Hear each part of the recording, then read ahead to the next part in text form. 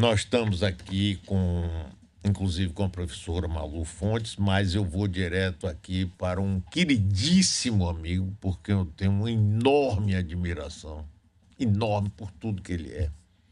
Escritor, jornalista, político e muito mais, biógrafo. Grande Fernando Moraes. Ô, rapaz, que saudade de você, Fernando. Como é que você está, meu amigo? Saudade recíproca. Você sabe que eu fico lendo o noticiário da Bahia agora, nas últimas semanas, com um olho comprido, esperando que você saia candidato a governador. Eu acho que você devia fazer um rolo aí com o Rui Costa e com o Lula e sair candidato a governador. Eu mudo meu título de eleitor para a Bahia para votar em você. Ah, Fernando, você é uma criatura fantástica. Aqui ao nosso lado, Fernando, participando também dessa entrevista, está a professora Malu Fontes, jornalista e também sua admiradora. Bom dia, Malu, que bom que você está aqui, vai conversar. Rapaz, Fernando Moraes, eu gosto desse cidadão, eu admiro ele de É tal maneira, recíproco. por tudo que ele faz como político, como escritor. É demais, é demais. Vai ser governador, Mário. Para com esse negócio. Para com esse negócio de rádio aí. Vai governar a Bahia, rapaz. Grande Fernando, me conte primeiro aí esse último livro, sua biografia de Lula. Conte aí pra gente. Olha, tá indo muito bem, está em primeiro lugar aí na lista dos mais vendidos desde que foi lançado em novembro. É claro que eu sou suficientemente mineiro para saber que boa parte desse sucesso se deve muito mais ao personagem do que ao autor. Há uma curiosidade, havia e há uma curiosidade muito grande sobre Lula, sobretudo agora que ele, em liberdade, é candidatíssimo a presidente da República e com todas as pesquisas de todos os institutos dando o nome dele em primeiro lugar, com enorme vantagem sobre todos os outros, inclusive sobre o seu Jair Bolsonaro, que está sacaneando a Bahia, que está sacaneando o Nordeste, por vingança. É importante que os nordestinos saibam que a sacanagem que o Bolsonaro está fazendo agora, fez durante a pandemia e está fazendo agora com essas tempestades, com essas tragédias naturais que estão acontecendo com a Bahia, que isso é a crônica da vingança anunciada. Todo mundo deve se lembrar que no dia que ele ganhou a eleição, no dia seguinte, uma das primeiras declarações que ele fez foi o seguinte: governador nordestino que estiver precisando de ajuda, que vá bater na porta do Lula na cadeia. Lula estava preso ainda. Votaram no candidato do Lula, então vão buscar ajuda com Lula. Então, os baianos estão pagaram agora de uma maneira dolorosa. Pagaram primeiro na pandemia, por todas as limitações impostas pelo governo federal, e agora pagaram recentemente, pagaram com a vida, com a dor, o sofrimento das famílias, por vendetta, vingança desse desqualificado que é o presidente da República. Por quê? Por uma única razão, porque ele foi surrado no Nordeste. Na Bahia, por exemplo, eu não me lembro quantos municípios tem a Bahia, mas é município que não acaba 417. Mais. Ele só ganhou em 417. Ele só ganhou Bolsonaro ganhou em 4. Foram 4, né? Bolsonaro ganhou em 4. Nos outros ele foi surrado que nem cachorro sarnento. Então agora ele está se vingando. Mais um motivo para o povo dar o troco nele em outubro. Então, eu acho que por todas essas razões, o livro está fazendo muito sucesso, me deu muito trabalho, fiquei 10 anos aí grudado no calcanhar de Lula, rodei o mundo com ele, cheguei a ser convocado pelo Moro, que eles desconfiavam que as palestras do Lula eram uma fachada para justificar dinheiro mal havido, que era pretexto para justificar dinheiro, e eu fui convocado como testemunha porque eu estive com ele em 18 países. Eu não só assisti às palestras, como eu gravei, gravador na mão, gravei as palestras na África. Olha, de todos os continentes, eu só não fui com Lula Oceania.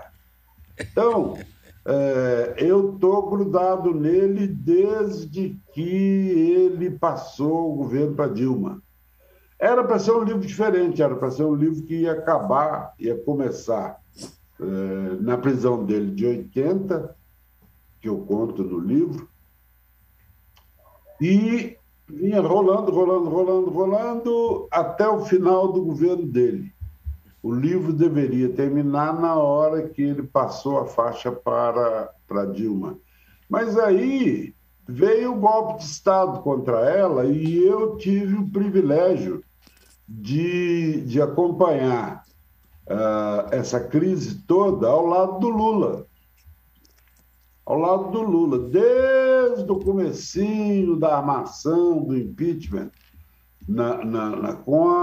preciso ficar claro que é impeachment montado por setores do Judiciário, da Polícia Federal, do Ministério Público e da grande mídia brasileira, que está na mão, não está na mão de Mário Kertes, não, está na mão de 5 famílias.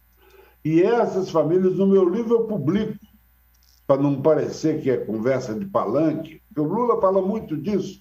Toda vez que ele sobe num caixote de goiabada para falar para a população, ele fala que ele foi massacrado pela imprensa. A editora contratou uma instituição acadêmica no Rio de Janeiro para fazer a medição da Globo, da Band, da Globo, do Globo, da Folha e do Estadão e da revista Veja, durante todo o período da Lava Jato, a maneira como Lula e o Moro foram tratados. É escandaloso. Mário Kertes, não sei se você já me deu o privilégio de passar os olhos no livro. Já. Se não deu, começa pelo fim. Começa pelo fim, que é lá que está a tabela que mostra que o braço armado desse golpe que tentaram dar no Lula são as famílias que dominam as comunicações no Brasil, a começar da Rede Globo de televisão. E aí eu volto com o meu mantra, com o meu refrão: a família Marinho e as organizações Globo são inimigas do Brasil e dos brasileiros e assim devem ser tratadas. O livro revela tudo isso e é só o primeiro tomo. Já estou escrevendo o segundo volume. Fernando, olha, você falou uma coisa aí que é absolutamente verdadeira, rapaz, e que é revoltante. Eu me lembro que nessa época do Lava Jato, o Jornal Nacional, que é o noticiário mais ouvido do Brasil, ele fazia primeiro bloco, às vezes 50 minutos sem intervalo comercial, somente com aqueles tubos enferrujados largando dinheiro. Rapaz, isso era um massacre na cabeça de todo mundo, fazendo a cabeça de gente que passou a odiar Lula é ladrão, ladrão, ladrão, ladrão. E tem muita gente que ainda acha isso. Ainda acha. Até hoje. A pressão é muito grande. Isso não acaba de um dia para o outro. Você pega um jornal, por exemplo, como o Estadão. Eu trabalhei lá 10 anos no Jornal da Tarde. Se você puser um pesquisador aí da sua rádio para ir nos arquivos do Estadão, que são abertos na internet, o que eles fizeram com o Lula não chega aos pés do que eles fizeram com Getúlio Vargas, com Juscelino Kubitschek, com Adhemar de Barros e com Paulo Maluf. Quando Juscelino era presidente da República, o Estadão dizia que ele era a sétima fortuna, dono da sétima fortuna do mundo. Isso, me lembro. Quando Juscelino morreu, Dona Sara teve que tirar quadro da parede para vender, para pagar a dívida da família. Então, o que eles fizeram com Lula é infinitamente mais escandaloso, mais inacreditável. Agora, o Lula vem e fala em regulação da mídia. Vem esses caras e vem dizer o seguinte: Lula quer censurar a imprensa. Conversa fiada, eles mentem sabendo que estão mentindo. Nós não queremos o modelo cubano, o modelo da Coreia do Norte, nós queremos o modelo americano. Se você é dono de canal de televisão, você não pode ser dono de jornal. Se você tem mandato público, você não pode ser dono de canal de televisão e de rádio. E você vem, roda pelo Brasil, vem aí na Bahia. Vem aí na Bahia. Sim, claro. Então, é um negócio escandaloso quando o Lula fala em regulação da mídia. O pessoal diz, lá vem o Lula com a história de censurar a imprensa. Tem que censurar nada. E outra coisa, regulação de mídia não passa por veículo de papel, por jornal e revista, porque isso não é concessão pública. Isso, Mário, se eu e você nos juntarmos, se eu vender o único bem material que eu tenho, que é uma motocicleta, aliás, estou planejando desde dezembro fazer a viagem à Bahia com a minha moto. Se nós juntarmos, eu vendo a minha moto, você vende aí os bens seus, a gente junta e lança um jornal. A gente escreve no jornal que der na nossa telha, não é da conta de ninguém, porque é uma propriedade privada. Agora, rádio e TV, não. Você não pode usar, Mário Kertész, não pode usar a Rádio Metrópole para propor a venda de cocaína na porta de escola infantil. Não pode. Não está a serviço do crime, não está a serviço dos seus interesses, não pode ficar a serviço da sua ideologia. Por quê? Porque não é propriedade sua. É uma propriedade social. A propriedade social não pode ir contra os interesses da população. Você é um exemplo disso. Só a rádio, por que você tem o prestígio que tem? Por que a Metrópole tem o prestígio que tem? Porque você é um defensor dos interesses da sociedade. Você pode ter opiniões polêmicas. Benza a Deus, diria um cristão. Benza a Deus que tenha opiniões polêmicas nesse país de opinião única. Sabe? Então, olha, não tem papo, não. Tem papo, não. Tem que regular a imprensa, sim. Ô, Fernando, como subproduto desses ataques a Lula e ao PT, que resultou na eleição de Bolsonaro, criamos um grande herói nacional, Sérgio Moro. Sérgio Moro, rapaz, era o sujeito que tinha que viajar com chapéu, com boné, com óculos escuros para os fãs não assediarem ele. Ele passou a ser o vingador, né? Aquele sujeito o justiceiro da nação. Pela primeira vez, pegou o colarinho branco, colocou na cadeia, cometeu centenas de ilegalidades. Eu entrevistei ele aqui tem 15 dias. Eu perguntei a ele, vem cá, você foi o principal responsável pela eleição de Bolsonaro? Claro que ele disse que não. Você aceitou ser ministro entre o primeiro e o segundo turnos? Aí ele disse que sim. Veja só. E você soltou aquela denúncia de Palocci... Do Palocci... Que não tinha nada a ver com a história naquele momento. E outra coisa que eu perguntei, você liberou uma conversa entre a presidente da República e Lula absolutamente ilegal. Ilegal. Pois é, tudo ele tinha uma desculpa, tudo ele tem uma desculpa, não é? Mas, Mário, só para pegar um negócio recente, ele ontem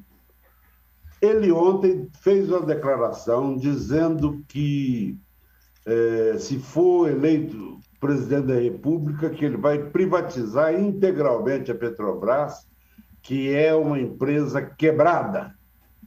Só que no mesmo jornal em que está essa notícia, que é a Folha de São Paulo, aí para quem quiser ver, entra na internet que você pega a Folha de ontem. Sim. No mesmo jornal em que ele diz isso, tem na seção de economia, 4 páginas adiante, tem uma colunazinha comprida, que eu acho que eu tenho ela por aqui, não sei se tem, mas eu publiquei no Facebook, com a lista das 10 empresas mais valiosas da América Latina. Qual é a primeira? A Petrobras, que vale 82 bilhões de dólares.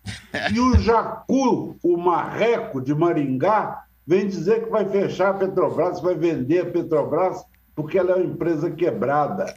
Esse sujeito, primeiro que ele é um cara muito mal educado. No dia que ele veio me interrogar, ele fazia uma pergunta insinuando, câmera em cima dele, né? Fazia uma pergunta insinuando que estava me admoestando, e eu começava a responder. O que ele fazia? Tá na internet, quem quiser ver. Enquanto eu estava respondendo para ele, ele virava de lado e pegava o celular e começava a conversar com as negas dele lá. Porra, isso é uma falta de respeito. Ô, Mário, se você me faz uma pergunta aqui, mais idiota que seja, Fernando, quando é que você vai vir de motocicleta Bahia? Eu vou te responder, você pega o celular e começa a conversar, para pintar macaco, e depois ele vem com atrevimento para cima de mim. Olha, eu... Tem nada, Mário. A única coisa, tenho 75 anos, eu tenho quase idade para ser seu pai. Eu tenho 75 anos, eu tenho 50 anos de jornalismo, eu tenho 5 milhões de livros vendidos em 36 países. Você sabe qual é o patrimônio que eu acumulei nessa idade? A minha independência e uma motocicleta. E a minha independência. Eu venho aqui e falo o que eu quiser, o que eu achar que é correto. E me vem esse panaca desse Sérgio Moro e vem dizer que eu estou fazendo propaganda de Lula. Na hora que ele começa a falar das viagens, eu disse, olha, meritíssimo, com o maior respeito, chamando ele de meritíssimo, senhor, doutor e tal, respeitosamente. Eu disse para ele, meritíssimo, eu queria dizer para o senhor que eu estive em 18 países com o presidente Lula para acompanhar as palestras dele. Aí ele me interrompeu e falou assim, mas o senhor veio aqui fazer propaganda de Lula? Eu falei, não falte com respeito comigo, que eu não sou publicitário. Respeito os publicitários, mas eu sou jornalista, estou aqui como jornalista. Agora, pode falar palavrão aqui? Não deve Pode. Esse bunda suja, esse merda mole desse Sérgio Moro, agora quer ser presidente da República, tenta ser prefeito de Maringá, vai quaquejar, fazer cué em Maringá, porra. Depois de tudo que ele fez, leiam, não estou aqui fazendo propaganda do meu livro, não. Leiam o livro para vocês saberem quem é esse cidadão. A professora Malu Fontes, colega de trabalho aqui, jornalista, também quer participar da entrevista. Diga aí, Malu, esse grande. Nós estamos conversando com o grande Fernando Moraes. Que alegria, rapaz, que alegria. Vamos embora, Malu. Grande não, enorme, né, Fernando? Enorme. Quando ele fala aí dos Obrigado, milhões de livros, Malu. 50 anos de jornalismo, né? Então, quem é que é jornalista e não leu suas biografias? Eu queria que você falasse um pouco, Fernando, do próximo livro. Assim, primeiro, né, por que uma biografia de Lula? É por amizade, é pela biografia dele, é porque que merece mais de um, de dois, eu não sei quantos tomos você, porque de repente dois não dá conta, né?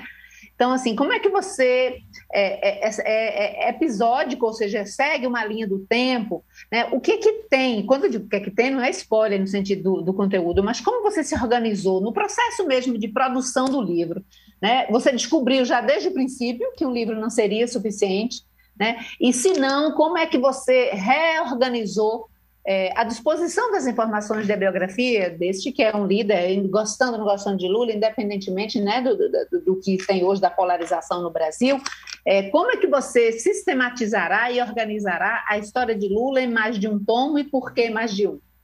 Diferente dos outros seus biografados. Bom, em primeiro lugar, queria dizer que é uma alegria estar sendo entrevistado por você. Estou muito feliz do Mário ter compartilhado o nosso encontro com você. O livro era, como eu disse, para ser um livro datado, um livro periódico, que começava com a prisão do Lula em 1980, que eu assisti. Eu quero dizer uma coisa que é bom que fique claro para todos os nossos espectadores, que eu não sou do PT, nunca fui. Ao contrário, eu era contra a criação do PT. Eu era amigo do Lula, acompanhava, ia para a porta das fábricas, nas greves, eu era deputado, ia para a porta das fábricas para tentar testemunhar a violência da polícia contra eles e tal. Depois que ele se elegeu presidente da República, eu me distanciei dele. Pra você ter uma ideia, ele foi presidente 8 anos, eu tive 3 vezes no Palácio para trabalhar. Uma vez porque Dona Marisa, no Dia Internacional da Mulher, resolveu fazer uma homenagem às mulheres que trabalham no Palácio, desde a ministra mais importante até a moça que limpa o chão. Ela convidou a mim e a Camila Morgado para passar o filme Olga para as mulheres que trabalham no Palácio do Alvorada, no Palácio Planalto. E aí eu fui com a Camilinha e tomamos um café rapidíssimo com o presidente antes da exibição.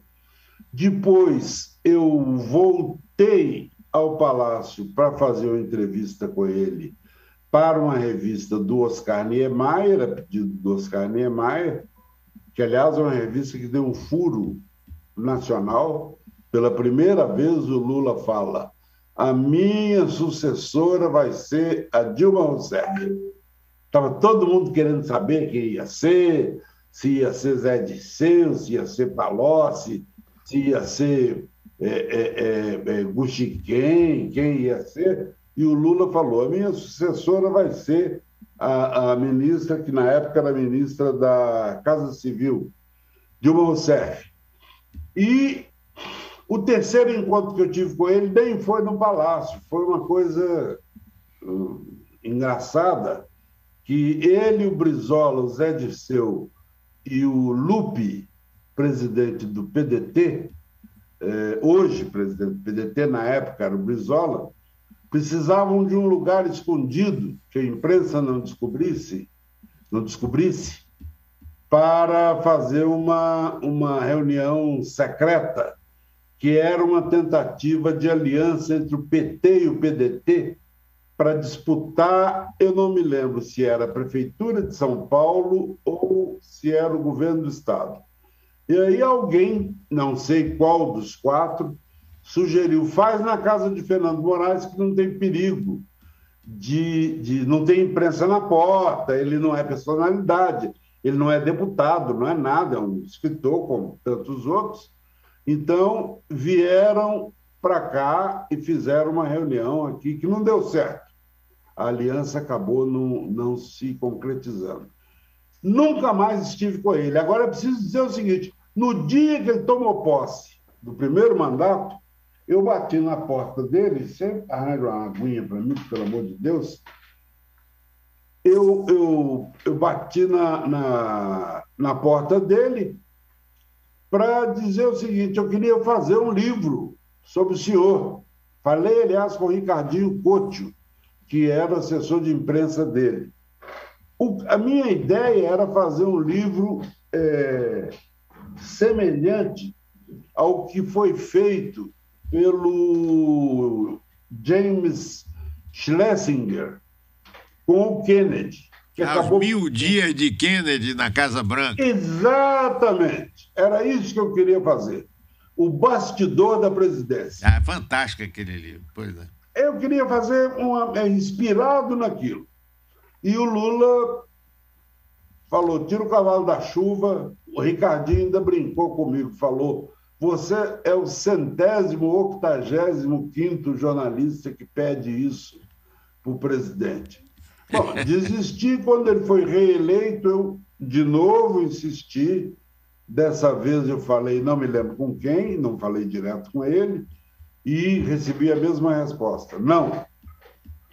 Aí termina o governo, ele passa mandato para Dilma, eu estou na Europa passeando com a minha netinha, num dos raros períodos de vacas gordas, eu devia ter vendido, acho que eu vendi um livro para cinema, uma coisa assim, e peguei o dinheiro e fui passar férias na França com a minha neta. E aí toco o celular e era um assessor dele dizendo, o presidente quer tomar um café com você amanhã de manhã aqui no Instituto.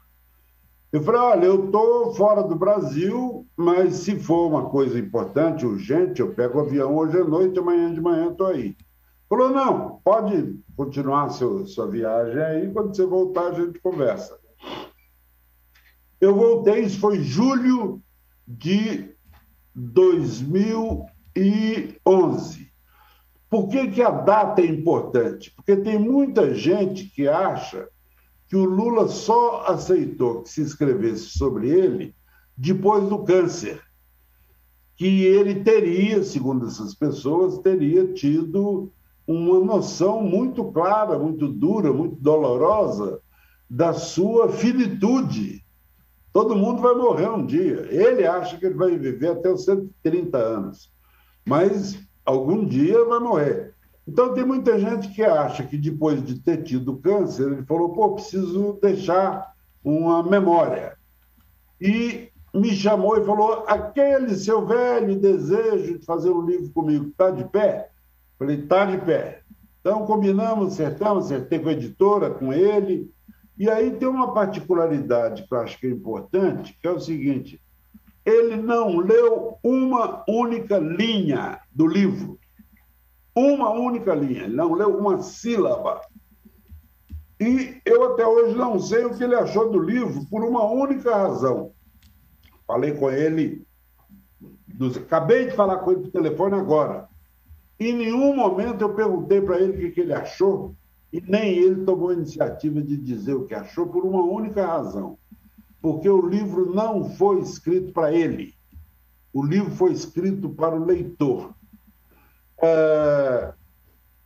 Esse negócio dele não ter lido tem uma peculiaridade curiosa com relação à Bahia, que quando eu propus a Antônio Carlos Magalhães, ao falecido senador e ex-governador Antônio Carlos Magalhães, fazer a biografia dele, nós ficamos uma meia hora conversando no apartamento dele em Brasília, estava indo tudo bem, ele já tinha topado. Primeiro ele me perguntou quanto é que ia custar, eu disse para ele que nada, que isso era um problema meu com o meu editor, e ele já estava praticamente de acordo até a hora que eu falei com ele, senador, tem um detalhe que é importante o senhor saber, porque é preferível a gente ficar vermelho 5 minutos agora do que ficar amarelo o resto da vida.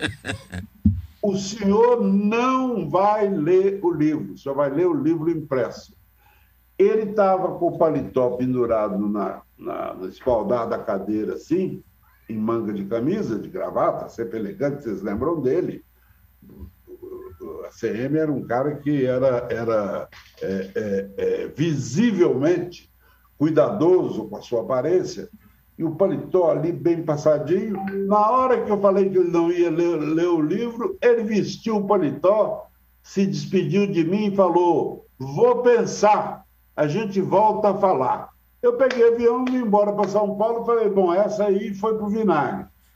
Pois não é que daí a 15 dias o homem me telefona e fala: me recomendaram que eu lesse Chateau, da sua autoria. E a honestidade que você... Eu sei que você é comunista, mas a honestidade com que você tratou um dos maiores símbolos do capitalismo brasileiro me fez mudar de ideia. Eu não ia topar o livro com o senhor, tá topado. Me chamou de senhor o tempo todo, nunca me chamou de Fernando. Nunca. Está topado, podemos começar a gravar quando você quiser.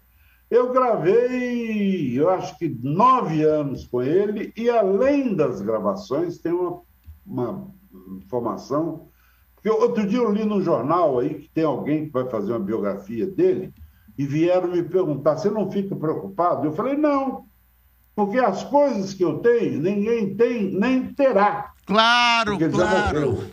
Eu sei. E outra coisa... Ele, por alguma... Eu, às vezes, acho que Deus existe e é comunista. Por alguma razão, ele se encantou comigo e um dia ele falou assim: eu vou lhe dar o meu arquivo pessoal. A casa dele, o apartamento dele, lá no alto, é Graça, que chama? Na Graça. Lá no alto, na Graça. Uhum. Era um apartamento de 2 andares, embaixo era a parte familiar e em cima tinha o escritório dele. Isso. E no escritório, em volta do escritório, tinha um enorme armário de 1,5 metro de altura, trancado, todas as portas trancadas com a mesma chave. Ele foi abrindo e foi tirando as pastas de dentro e me passando. Para não trazer aquela trolha inteira para o Brasil, para São Paulo, perdão, o que eu fiz? Eu fiz umas 10 viagens trazendo pacotinhos no colo. Eu não despachava, porque se o avião caísse, eu morria também, de importância. Mas não ia perder, correr o risco de que aquilo se perdesse como bagagem desacompanhada. Então, eu vinha, digitalizava o material, punha dentro da malinha, tomava avião, ia para Salvador e devolvia para ele. Enchia a malinha, vinha para São Paulo, digitalizava. E tem de tudo. Tem Mário Ketes, você está lá. Eu sei. Mas você sabe, além das razões pelas quais você sabe, de uma outra particularidade. Ele gravava os telefonemas. Então, tem telefonema dele com Collor, com Lula, com Jânio, com Juscelino, com Castelo Branco, com Costa e Silva, com Geisel e com Mário Ketes. Fernando, quantos anos mais a gente vai esperar para ler essa biografia, Fernando? Quantos anos? Olha, eu vou lhe dizer uma coisa. Nesse momento que nós estamos conversando, Malu, era para eu estar falando da biografia. Pronto, quero. Do ACM. Só que o Lula furou a fila. Porque quando a ACM morreu, eu falei: acabou, não preciso mais esperar. Porque não tem mais depoimento. Morreu. Comecei a preparar o material, a montar uma base de dados. E aí o Lula me chama. Ali era pegar ou largar. Como eu tinha essa garantia de que o material da CM que eu tenho, ninguém tem e ninguém terá, eu não me preocupei com o prazo. Agora, depois do Lula, depois que terminar o 2º volume, será Antônio Carlos Magalhães. E eu estou com ideia de fazer uma coisa, uma novidade.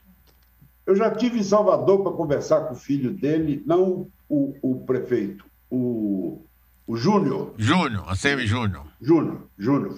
Fui à casa do Júnior conversar sobre o projeto e a ideia que eu tenho é, simultaneamente ao lançamento do livro, a gente lançar uma minissérie numa dessas redes de streaming, dramatizada, não é documentário. Sim. Dramatizada. Maravilha. Na minha cabeça, eu já tenho até o ACM, talvez ele vá ficar sabendo disso agora, se ele estiver assistindo seu programa, que é o Fagundes. Eu pensava nisso, rapaz! Rapaz, você põe o Fagundes. Fagundes está meio magrinho agora.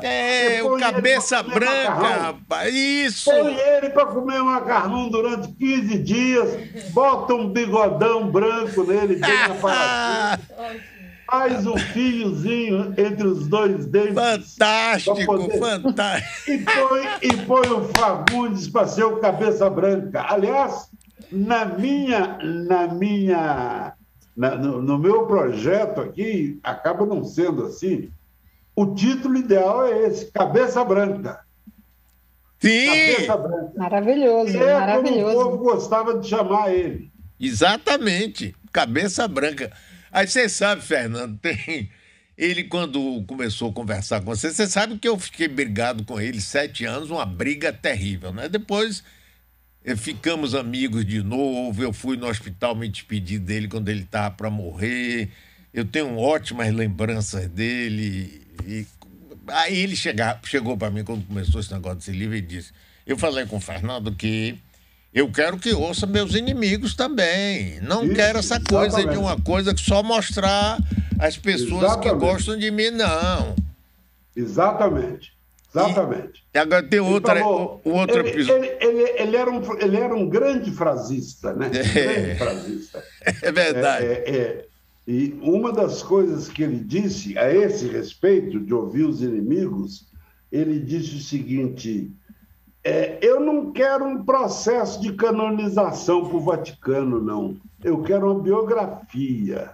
Não quero que você faça um processo para o Vaticano criar Santo Antônio Carlos Magalhães. É uma biografia. Aliás, tem uma frase dele maravilhosa que eu repito com uma certa frequência, que eu perguntei para ele, é verdade que essa frase é do senhor?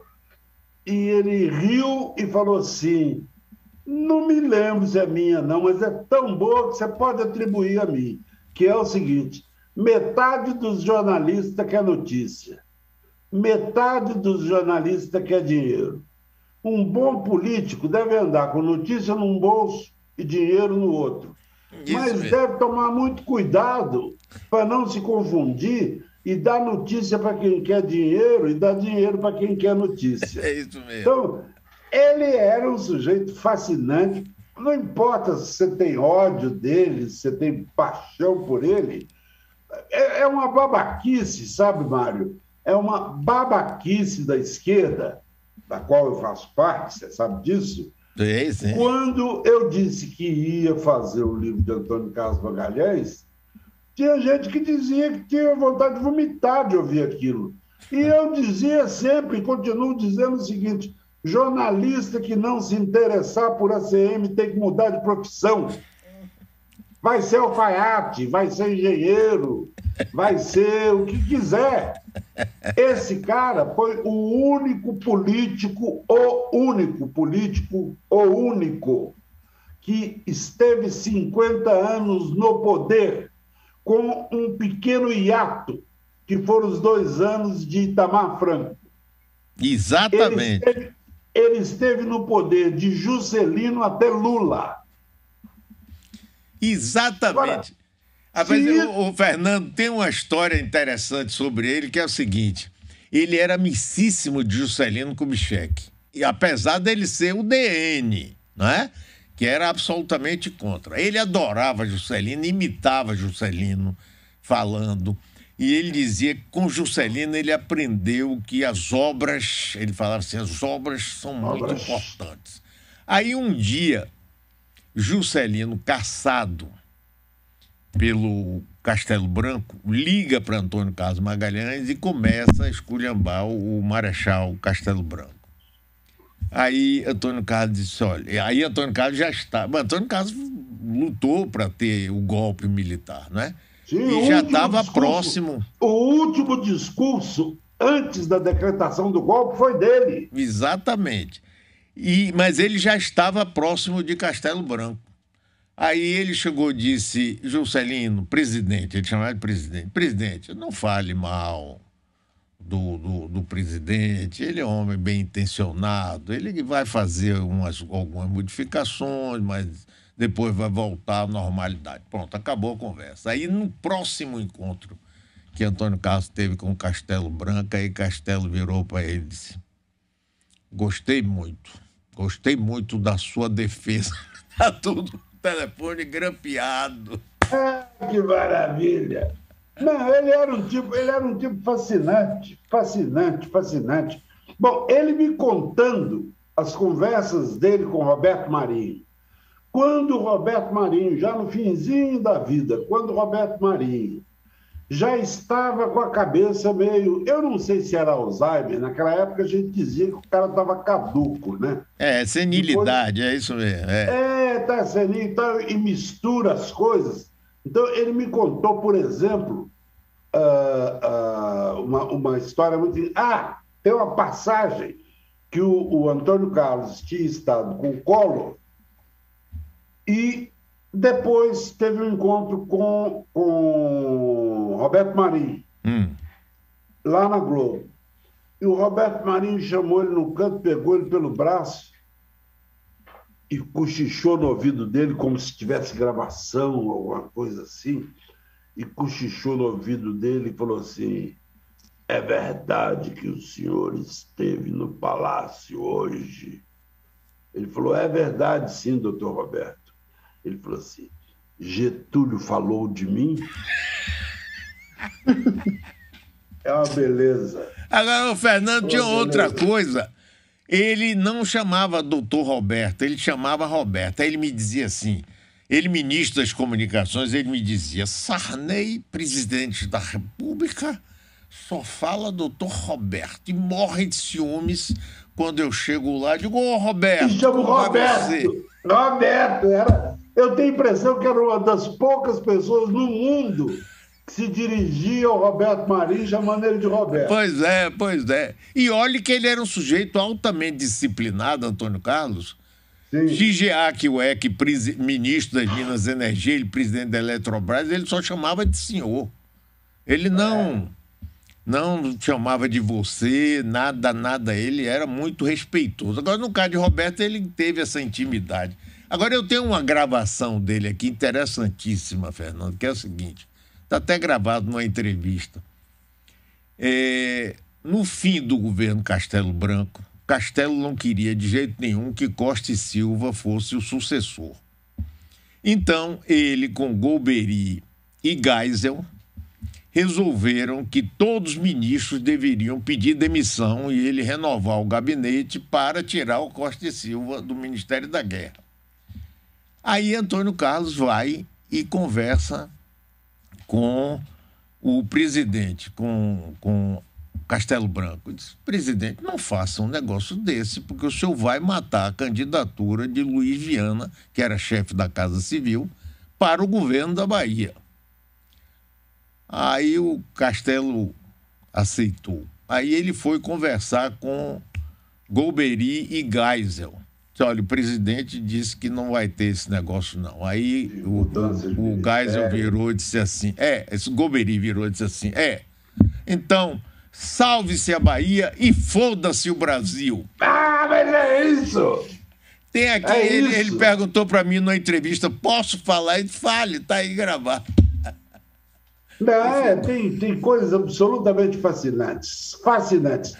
Além da importância política, da densidade que ele teve, o anedotário, essas histórias saborosas, dariam um livro de 1000 páginas. E aí, Malu? O dia que ele quebrou o dedo do coronel,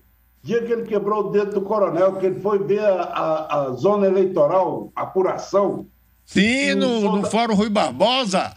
Isso, e o soldadinho que estava na porta disse, não pode entrar, só abre às 10.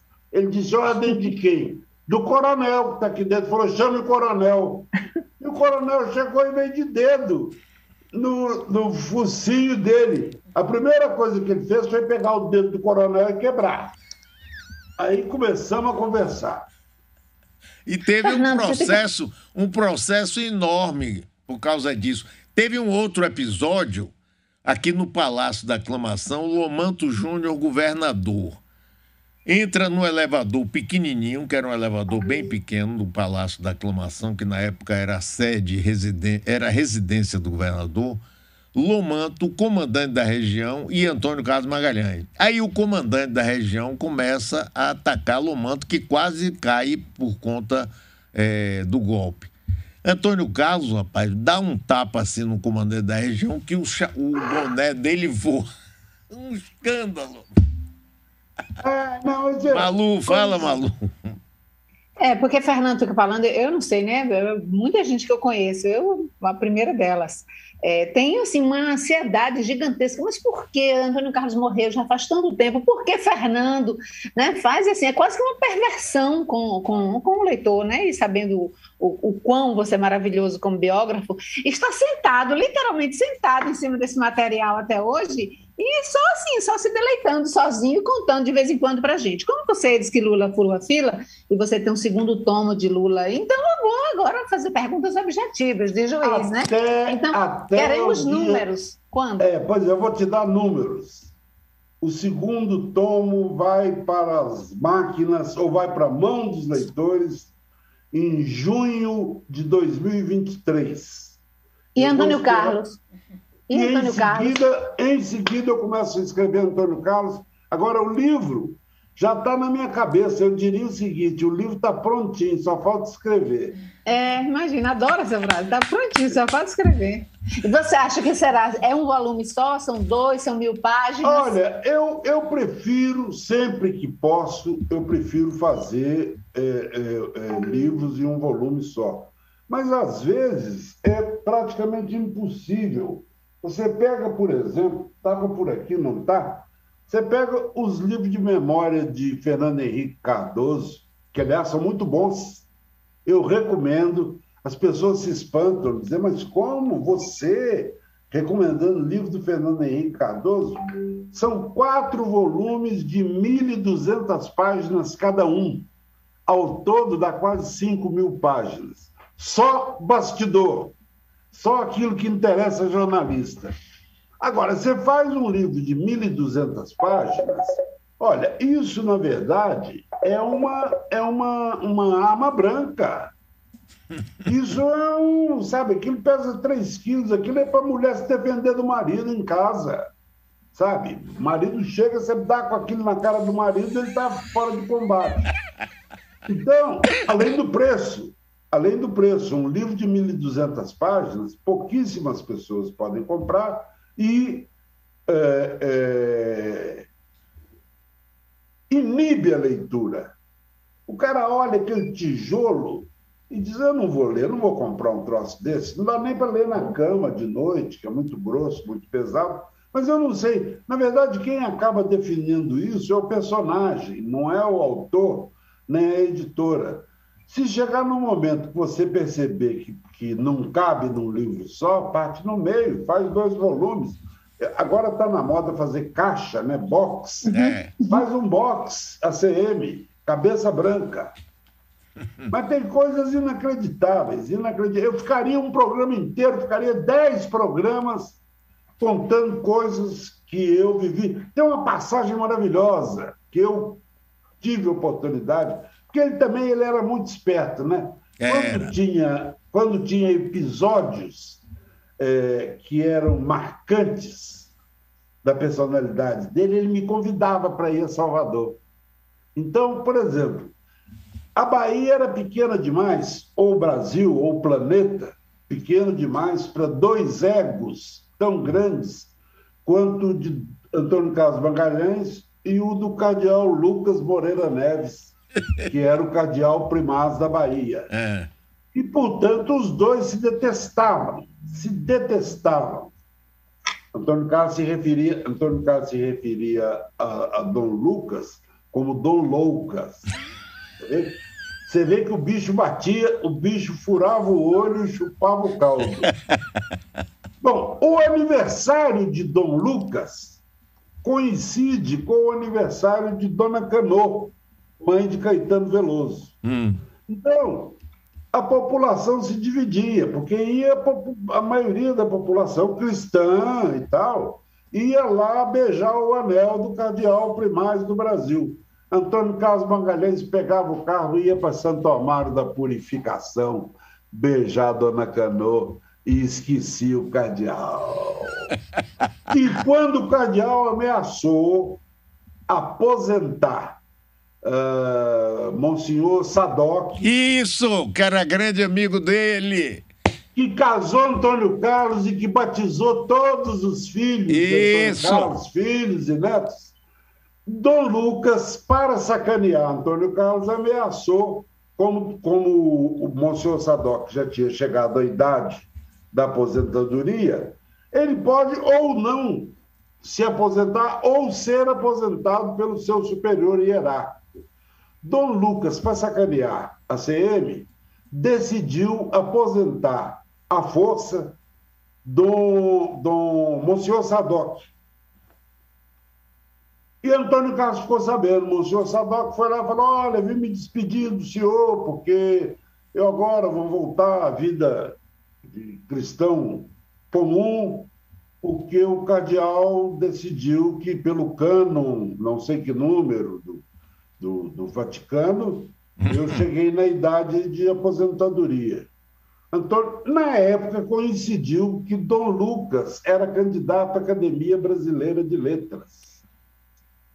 E Antônio Carlos mandou dizer a Dom Lucas o seguinte: se tocar num fio do cabelo da carapinha branca de Monsenhor Sadoc, jamais porá os pés na Academia Brasileira de Letras, que eu vou fazer campanha contra ele lá. Dom Lucas, que era tudo menos trouxa, era um mineiro de São João del Rei, primo do Tancredo Neves.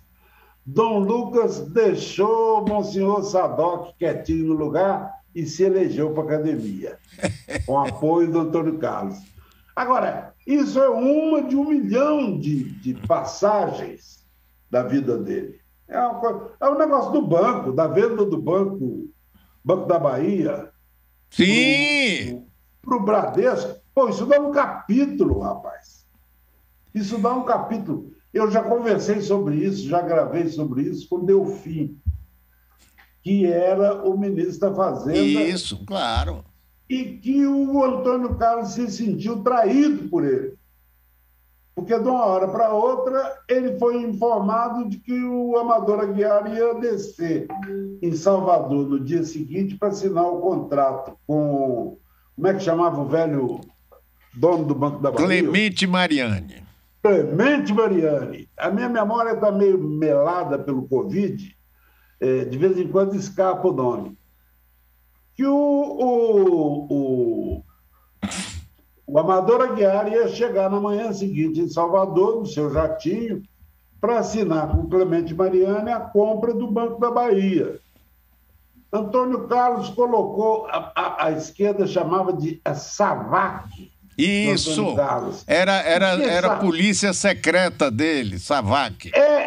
De onde vem o nome? Lá era do Irã. Secreta do Chá. Do Chá da Pérsia, exatamente, claro.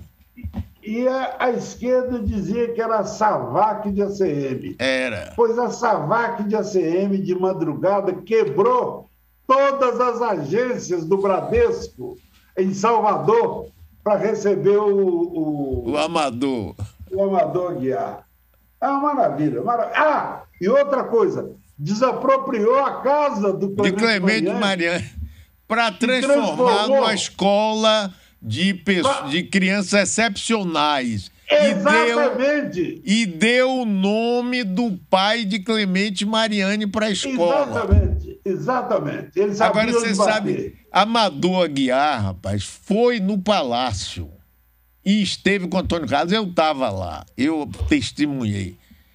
E aí Antônio Carlos virou e disse, olha, o senhor, eu não posso garantir segurança ao senhor. O senhor já deve ter sabido que as agências do Bradesco foram apedrejadas, aí a Amador jogou duro. Ele virou para ele e disse assim, governador, como é que o povo apedrejou se não estão nem sabendo ainda do negócio? Do negócio. E o senhor vai ter que me dar segurança mesmo. Acabaram ficando grandes amigos depois. Mas é exatamente isso. É verdade. Essa é uma característica curiosa dele. Inimigos que ele, se pudesse, degolava, acabavam virando amigos de infância dele. É verdade. Fernando, meu querido amigo, que ótimo conversar com você. Eu também. Eu preferia estar aí pessoalmente para lhe dar um abraço de verdade. A última vez que a gente se viu foi na casa do governador. Isso. Do Rui. Jantamos com o Rui quando eu fui entrevistá-lo. Exatamente. Quero voltar, deixa passar esses riscos de contaminação, essas coisas. Isso. Vou montar na motocicleta e vou parar na porta da Rádio Metrópole para a gente comer um camarãozinho aí, tá bom? Com certeza. Um abração para você, meu querido. Alegria enorme ter estado contigo e ter estado com você também, querida Malu. A Malu, que ajudou a pimentar o programa. Obrigada, Fernando. Um abraço. Espero ansiosa pelos 2 livros. Ansiosíssimos, eu e muita gente, muitos leitores seus. Tá bom. Obrigado, Malu. Fernando. Obrigado, Mário. Mário, não esquece. Faz um jogo, faz um rolo aí com o Rui, com o Lula, sai candidato a governador, põe alguém para dirigir sua rádio, eu vou para aí fazer sua campanha. Vou distribuir Santinho em Porta de Fábrica. Tá bom? Valeu.